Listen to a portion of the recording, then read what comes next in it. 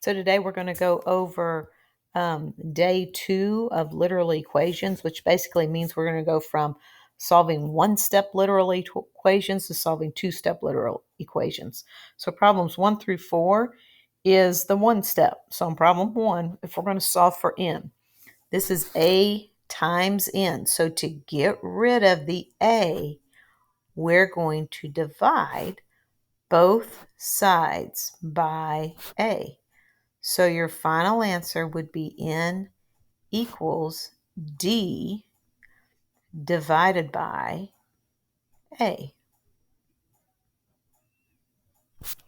Number 2, if we're going to solve for n, let's get rid of the fraction 1/3. So we're going to multiply by 3 to cancel out the denominator. Whatever you do to one side, you do to the other. So 1n is the same as just n, and b times 3 is the same thing as 3b.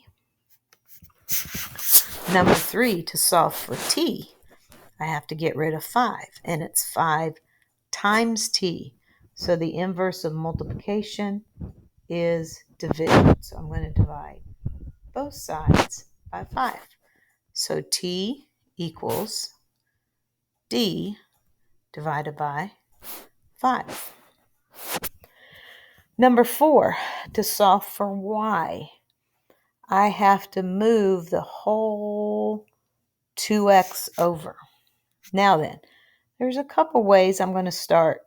I'm going to show you. One way we did yesterday is we subtracted 2x from both sides. So it looked like that. So then that cancels out, and so y is equal to 8 minus 2x. Now then, another way that I want to show you, and this is the way that I'm going to be showing you from here on out, is I want you to circle this whole 2x term, and we're going to move it across the equal sign.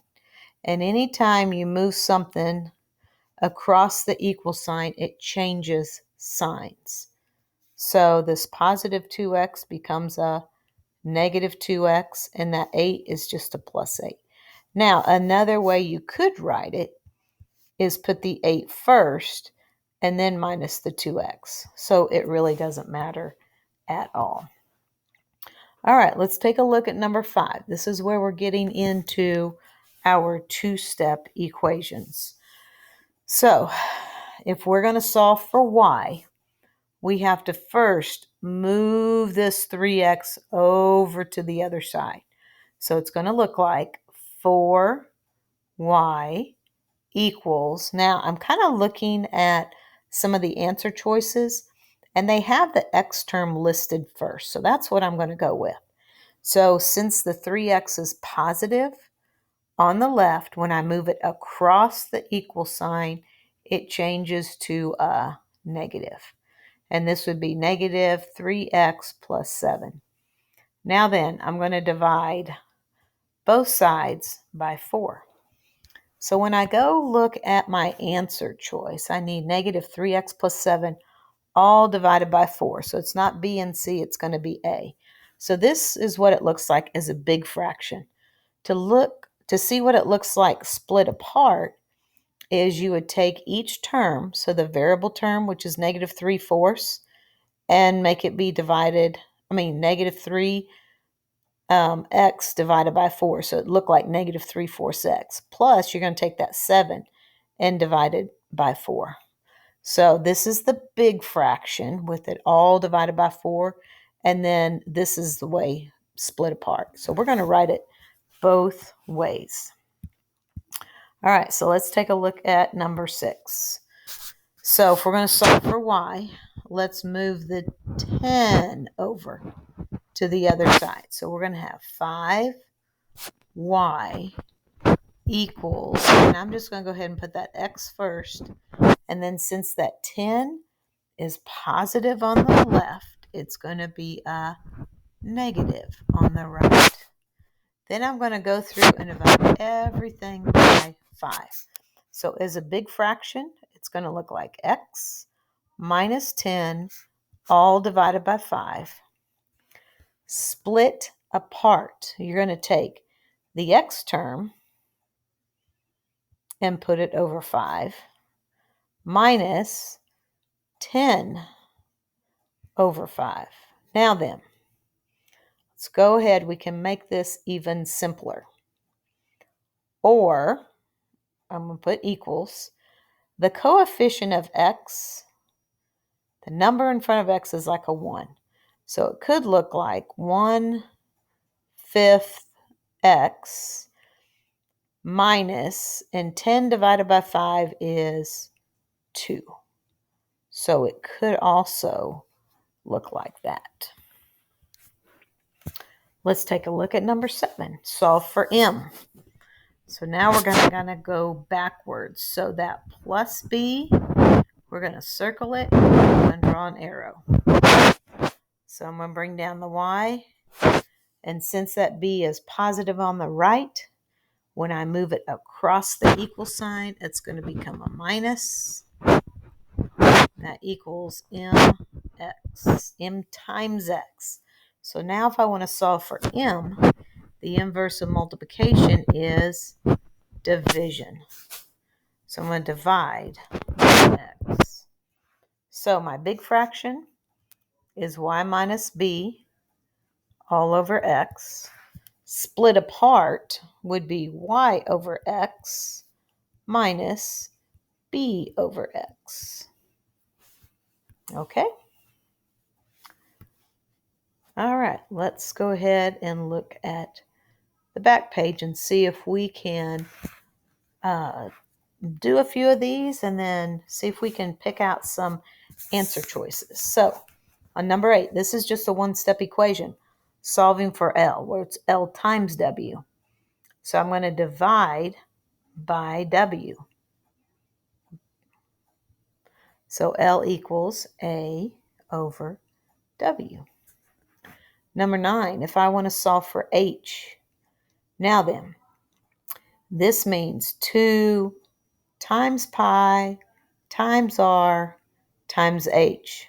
So since it's all multiplication, I can divide by as many terms as I want. So I'm going to divide by the 2, the pi, and the r, but not the h because I want it to be by itself.